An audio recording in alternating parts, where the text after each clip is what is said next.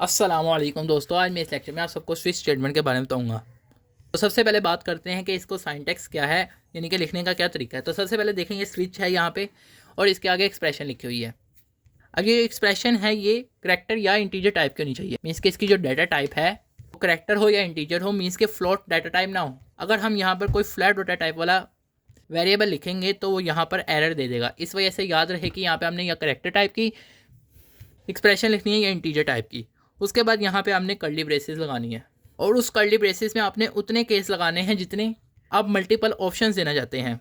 जैसा कि आप कहते थे इफ़ एल्स इफ में सबसे पहले इफ़ लिखते थे, उसके अंदर कोई ना कोई कंडीशन लिखते थे, फिर आगे एल्स इफ में आप कोई ना कोई कंडीशन लिखते थे, एंड सो ऑन आप लिखते जाते थे। जितनी आपने कंडीशंस लिखनी होती थी उतने आप एल्स इफ लगाते जाते थे। इसी तरह यहाँ पे भी उतने केस लगाते जाएंगे जितनी आपने कंडीशंस लिखनी है और हर केस के बाद ब्रेक स्टेटमेंट लिखनी है। और जिस तरह हम इफ़ एल्स इफ में एल्स वाली कंडीशन में कुछ ना कुछ लिखते हैं, इसी तरह हम डिफ़ॉल्ट में लिखेंगे। और याद रहे कि डिफ़ॉल्ट के बाद ब्रेक स्टेटमेंट नहीं लिखते, मीन्स के ये चीज़ नहीं लिखते। अब ये जो केस 1 है, इसमें भी हम अगर केस 1 के मुताबिक हम जो भी लिखना चाहते हैं, जो चाहते हैं वो इधर प्रिंट एफ में लिख देंगे। इसी तरह केस 2 के मुताबिक केस 2 में जो कुछ लिखेंगे उस कंडीशन के मुताबिक हम यहाँ पे लिखेंगे, and so on.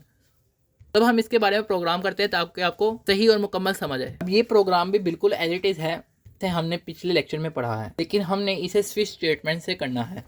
Last lecture में हमने इफ एल्स इफ यूज़ किया था। सबसे पहले तो उसने हमें कहा कि 2 इंटीजर लेने जो कि पुराना ही प्रोग्राम की तरह है वाला हिस्सा। तो सबसे पहले वो लिख लेते हैं, 2 नंबर इंटीजर ले लेते हैं, मीन्स के उनका प्रिंट एफ स्कैन एफ उनको डिक्लेयर करवा देते हैं। सबसे पहले तो हमने ये कर लिया। उसके बाद अब हम चाहते हैं कि साथ में वो हमें चॉइस भी दे। अगर हम 1 करें तो एडिशन परफॉर्म करे, 2 करें तो सबट्रैक्शन करे, 3 करें तो मल्टीप्लिकेशन, एंड 4 करें तो डिवीजन। तो उसके लिए हमें फिर प्रिंट एफ में बिल्कुल वैसे ही लिखना पड़ेगा, मीन्स के यूँ। तो मैंने प्रिंट एफ में शो यानी कि आउटपुट में शो कराना है कि सिलेक्ट ऑप्शन, और 1 के लिए एडिशन, 2 के लिए सबट्रैक्शन, 3 के लिए मल्टीप्लिकेशन, 4 के लिए डिवीजन।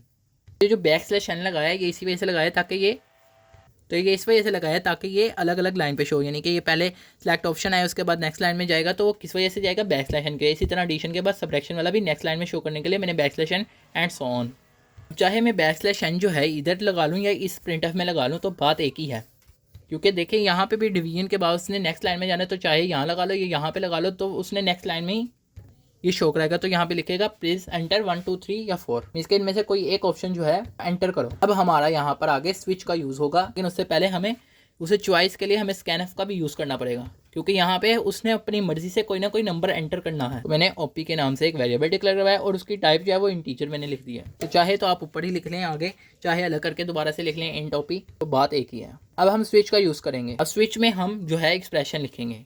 अब एक्सप्रेशन ओपी लिखी है यहाँ पर। अब देखें मैंने यही कहा था आपको कि वो जो एक्सप्रेशन होगी वो डाटा टाइप जो है या इंटीजर टाइप की होगी या करैक्टर टाइप की होगी। तो देखें हमने बिल्कुल ठीक लिखा है यहाँ पर।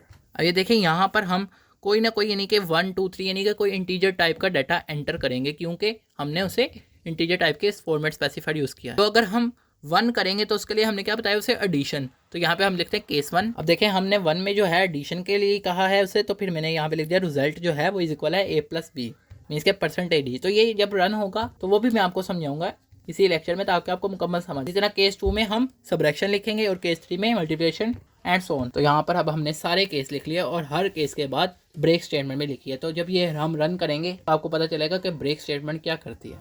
अब अगर इनमें से हम कुछ भी पुट नहीं करते, इनमें से फ़र्ज़ करें हमारा कोई भी केस ट्रू नहीं होगा, तो फिर हम डिफ़ॉल्ट वैल्यू में कोई ना कोई उसके ऑपोजिट कंडीशन लिखेंगे। तो ये देखिए डिफ़ॉल्ट वैल्यू में मैंने ये लिख दिया कि चॉइस जो है वो इनवैलिड है, और यहाँ पर फिर आगे रिटर्न 0 लिखा और हमारा प्रोग्राम जो है टर्मिनेट कर गया। देखते हैं जब रन करेंगे तो ये कैसे वर्क करेगा। तो सबसे पहले देखें आउटपुट में सबसे पहले वो चीज़ प्रिंट होगी जो सबसे पहले वाले प्रिंटर में लिखी हुई है। तो यहाँ पे क्या लिखा हुआ है, एंटर फर्स्ट नंबर लिखा हुआ है। तो यहाँ पे नीचे आउटपुट में एंटर फर्स्ट नंबर शो होगा। आइए देखें एंटर फर्स्ट नंबर जो सबसे पहले प्रिंटर में लिखा है उसके बाद स्कैनएफ यूज़ हो रहा है, तो स्कैनएफ की वजह से यहाँ पे कर्सर ब्लिंक करेगा, यहाँ पे कहेगा कोई ना कोई नंबर एंटर करो, तो यहाँ पे लिख देते हैं। इसी तरह इसमें भी यही वर्क होगा और यहाँ पे भी हम कोई ना कोई लिख देंगे। मैंने सेकंड नंबर में इधर 2 लिख दिया। इसके बाद यहाँ पे आगे नेक्स्ट में प्रिंट एफ में जो लिखा हुआ है सिलेक्ट एन ऑप्शन, यहाँ पे सिलेक्ट एन ऑप्शन आ जाएगा। उसके बाद भी देखें सारी जगह प्रिंट एफ ही यूज़ हो रहा है यहाँ तक।